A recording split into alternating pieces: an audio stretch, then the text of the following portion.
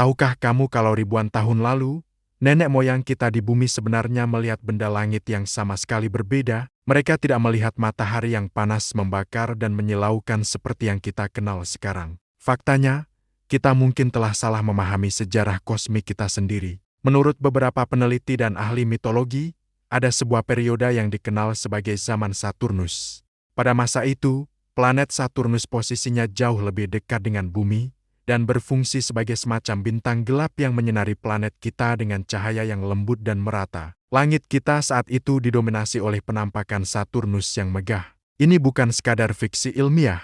Kalau kita telusuri ribuan mitologi kuno dari berbagai peradaban, mulai dari Mesopotamia, Mesir, hingga peradaban Maya di Amerika, semuanya punya cerita yang mirip. Mereka selalu menyebutkan adanya zaman keemasan atau Golden Age, sebuah era di mana langit dipimpin oleh satu raja agung yang digambarkan sebagai bola raksasa yang bersinar lembut.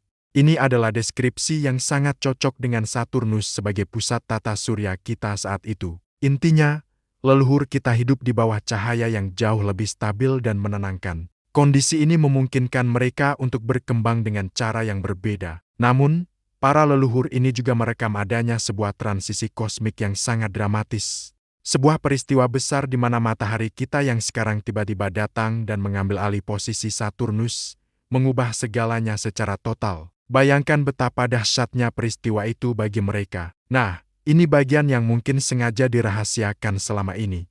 Perubahan dari sistem Saturnus ke sistem matahari bukan hanya perubahan fisik di langit, tapi juga perubahan frekuensi kesadaran manusia secara fundamental. Dulu, saat di bawah cahaya Saturnus, kesadaran manusia konon lebih terhubung secara spiritual. Sekarang, di bawah energi matahari, kita menjadi lebih fokus pada dunia materialistis.